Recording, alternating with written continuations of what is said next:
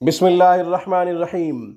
सामीन किराम, आज हम नज़र बद से निजात के लिए, नज़र बद से छुटकारे के लिए एक खूबसूरत कुरानी वजीफ़ा, कुरानी अमल आपकी खिदमत में पेश करते हैं।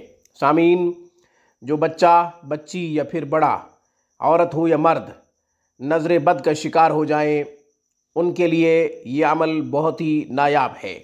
आयत नंबर 270 सूरह बकरा, पारा नंबर 3, आयत मुबारका, वमा अनफ़क़्तुम मिन नफ़क़तिन औ नज़रतुम मिन नज़रिन फ़इन्नल्लाह यअलमुहु वमा लिज़्ज़ालिमीन मिन Ansar.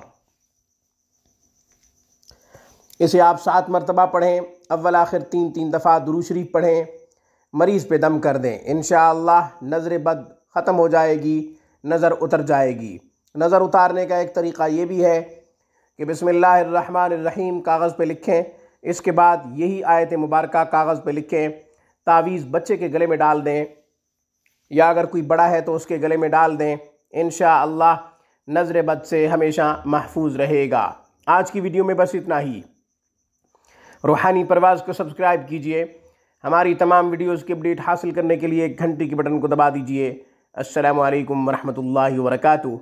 Thanks for watching my video. अल्लाह हाफिज़, अल्लाह निगहबान।